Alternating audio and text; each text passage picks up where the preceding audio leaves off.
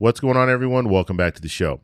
So the 2026 midterm elections are right around the corner. So we have campaigns now getting started. We're starting to hear more about candidates. And so I want to focus on some of the different candidates that are running. I want to also look at the overall map when it comes to the House. Do Democrats have an advantage right now? We'll take a look at that. And we'll take a look at some potential outcomes. So we'll look at the map. We'll see the numbers.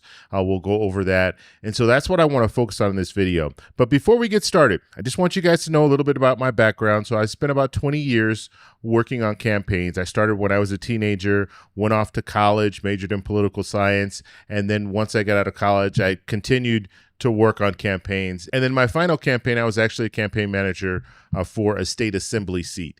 So that's my history when it comes to politics. I've always been involved. I've always been interested when it comes to different campaigns and how to run campaigns and what to look for when it comes to some of the campaigns that we're seeing now. Now, things have changed a lot since I was really involved in campaigns. I mean, we have AI now, which I think artificial intelligence is really going to take over when it comes to campaigning, because AI allows you to pull in a lot of information in a very short period of time. And so I'm very interested to see how AI impacts the 2026 midterm election. I think this is the first time where we're really going to see, because AI has been rolling out for a while, but now we're able, I mean, anyone can have access to artificial intelligence, and we're able to pull in information. And so I'm going to do that on this channel as well. And so that's a little bit about my background. So we're going to go ahead and get started. But first off, if you guys can do me a favor, if you watch this video and you find this information informative, please like the video and subscribe to the channel. Okay, so the first thing I want to do is I want to take a look at our map. So I created this map. It actually took me all day yesterday. I was working on this, so I had to fill in all the colors and all of that.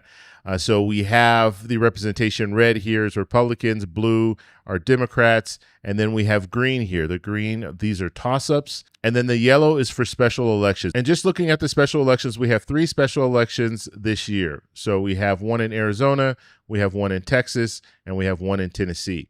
Now, we pretty much know how this is going to play out. We have this one here in Arizona. Democrats should win this seat. And then we have another one in Texas. A Democrat should win this seat. And then we have one in Tennessee, and a Republican should win this seat.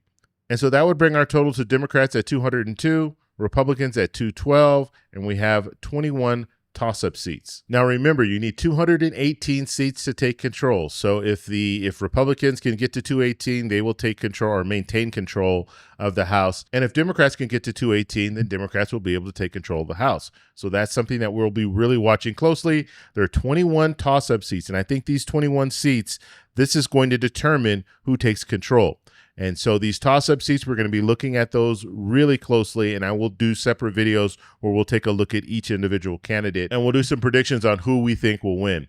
Okay, now one thing I want to focus on too, and so we know in Texas they did some redistricting, and this was at the request of the president. President Trump said that he thinks that they should do some redistricting. And so right now, looking at the polling, they were able to flip 5 seats. So you have Al Green, his seat here, he's a Democrat.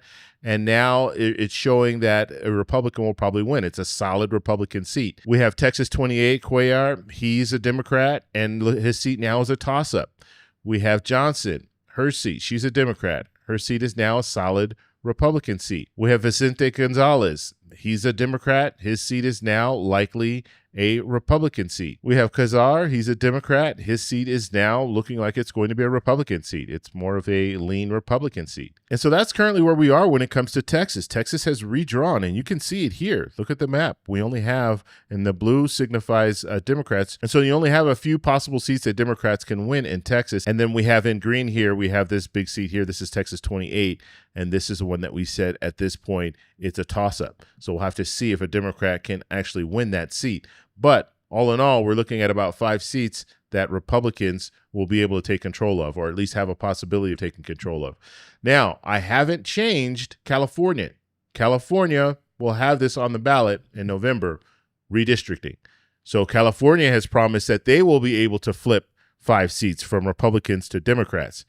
And so if we look at the top here, and we're saying Democrats are at 202, Republicans are at 212. The reality is in California, if the voters approve this redistricting, then we're looking at 5 seats coming out of California, 5 Democratic seats coming out of California. So that is going to offset what Republicans have already done. So instead of Republicans being at 212, Republicans will be at 207. And guess what? Instead of Democrats being at 202, Democrats will be at 207.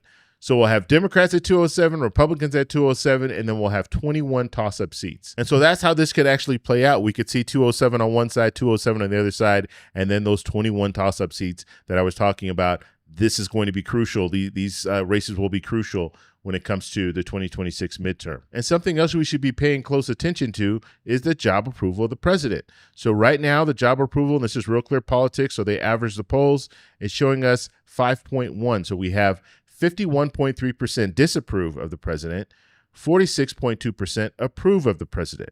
And these numbers are pretty consistent. Okay, so we saw this and we saw this shift, and this shift happened like early February.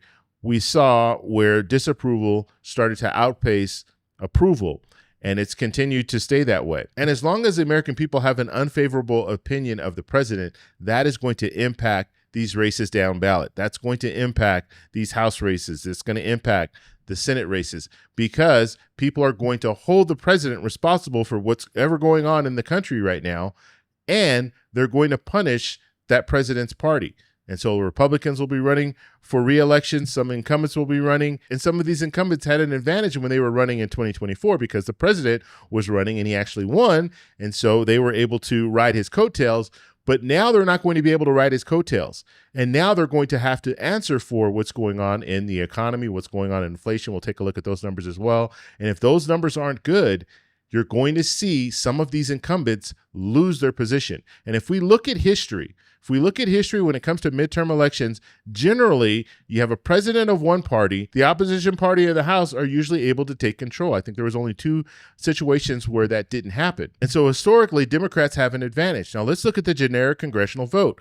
Generic congressional vote right now, you have Democrats at plus 3%. And it's been maintaining that percentage, 3%, 2%. It's been around that area. And you look at some of the individual polling here, Economist YouGov conducted between 9/12 and 9/15, 1,420 registered voters. We have Democrats at 43. We have Republicans at 41.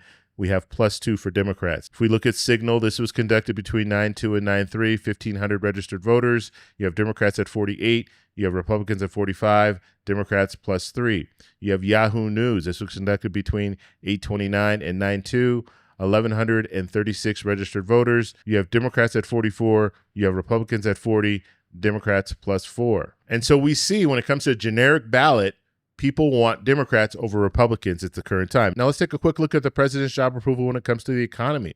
We're looking at Real Clear Politics at minus 13.9%. We have a few of the latest polls. We have Economist YouGov. This is conducted between 9/12 and 9/15, 1,420 registered voters. Approval at 40, disapproval at 56. The spread there is minus 16.